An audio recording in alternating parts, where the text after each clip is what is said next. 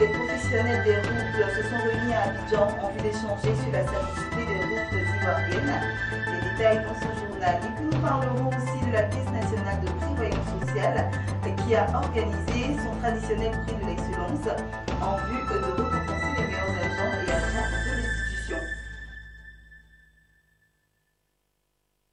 Voici pour le sommaire. Bonsoir à tous. Merci de vous informer sur Business 24 Africa. Commençons tout de suite par cet élément. La salubrité des routes ivoiriennes. Quelle responsabilité?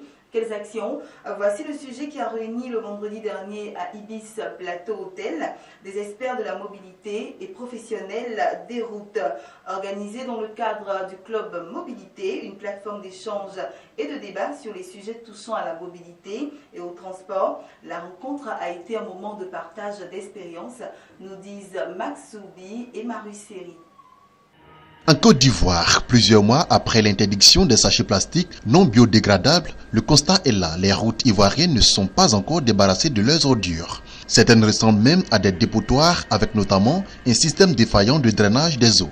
Le présent panel organisé sur la salubrité des routes a pour objectif de situer les responsabilités et définir les actions. Les responsabilités sont multiples. Le ministère d'abord en charge des routes, c'est bien entendu le ministère des infrastructures. Mais maintenant, suivant que la route est nationale, intercommunale ou communale, elle est à la charge soit de la commune, soit du district ou bien soit de la géroute. C'est sensibiliser les populations afin qu'elles évitent d'abord dans un premier temps de salir les voies. Parce que ramasser les ordures, ça coûte extrêmement cher à l'État de Côte d'Ivoire. Je pense qu'il y a un proverbe qui dit que ce qu'on ne veut pas apprendre dans la joie, on l'apprend dans la peine. Donc tout le temps de sensibilisation, c'était le temps de la joie. Si la population n'a pas pu apprendre à ne pas salir le domaine public, elle l'apprendra dans les larmes. La salubrité, c'est la propriété. Elle s'applique à plusieurs domaines du cadre de vie et de l'environnement. C'est donc l'affaire de tous. Pour les acteurs du secteur, les autorités doivent les associer à certaines prises de décision. Pour eux, c'est ensemble que les actions doivent être menées pour des routes plus propres en Côte d'Ivoire.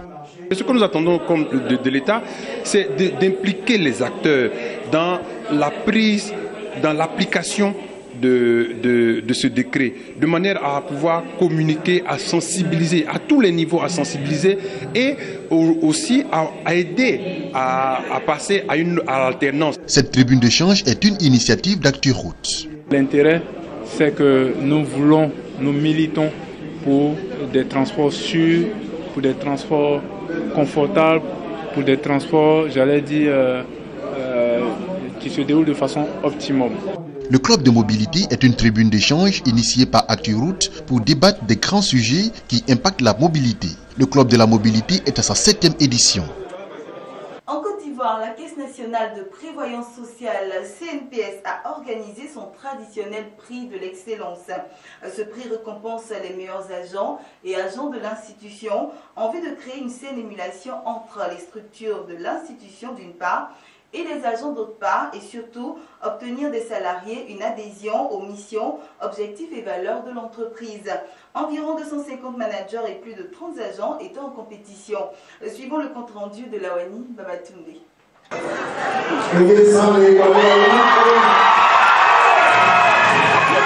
Le suspense était à son paroxysme, mais à l'annonce du résultat, l'excellence n'a pas changé de genre. Elle est restée féminine. Nguessa Monique vient d'être sacrée meilleur agent de la Caisse nationale de prévoyance sociale 2015-2016. En plus de ce super prix de l'excellence, elle a aussi raflé celui du meilleur manager junior. La CNPS c'est une famille, c'est vraiment une famille. Et comme elle a le dit, mon chef de service, c'est une équipe. Et donc c'est ensemble, cette équipe qui a gagné. Et donc c'est la CNPS ensemble qui gagne. Au total, ce sont 8 distinctions qui ont été décernées, notamment le prix de la meilleure structure déconcentrée, celui du meilleur agent des structures centrales et le prix de la solidarité. Pour le directeur général de la CNPS, Denis Charles Kwasi, le prix de l'excellence, aujourd'hui à sa 4e édition, vise à créer une saine émulation au sein du personnel de la CNPS, dans l'objectif d'améliorer de façon continue les services proposés à ses assurés. Je vous exhorte à maintenir la régularité de vos performances individuelles et collectives. Désormais, vous passez, bien sûr sur le plan professionnel, pour des modèles qui doivent inspirer vos collègues et vos collaborateurs. Le prix sacré vous habille déjà de valeurs humanistes rares de nos jours et recherchées par tous. Pour répondre aux attentes et répandre ces valeurs, vous devez maintenir en vous le courage, la vision et l'intégrité.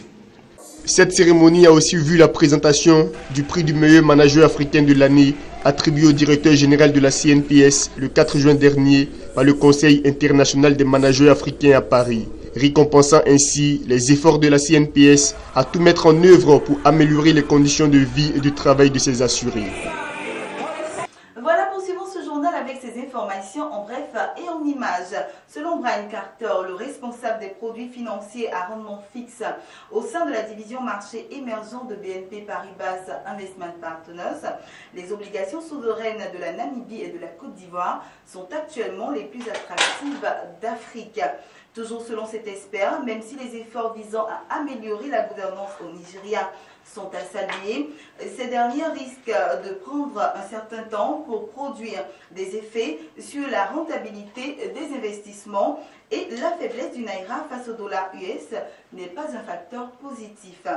Plus globalement, l'expert estime que certaines économies africaines risquent de faire face à un défaut sur leurs obligations en raison des défis liés à leurs conjonctures économiques. Et puis terminons en nous rendant au Nigeria. La ministre nigériane des Finances a peint un tableau sombre de l'économie du pays devant le Sénat, affirmant que l'économie nigériane est dans une situation difficile, techniquement en phase de récession.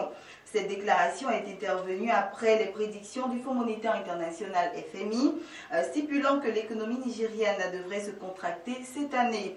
Elle intervient également dans un contexte où l'inflation de la première économie du continent a atteint un taux record de 16,5%, le plus élevé depuis 11 ans. Pour faire face à cette situation, l'exécutif nigérian a pris des mesures de discipline budgétaire destinées à réduire les dépenses publiques. Voilà, c'est ici que nous refermons ce journal. Je vous souhaite une excellente suite de programmes sur notre chaîne de télévision Business 24 Africa.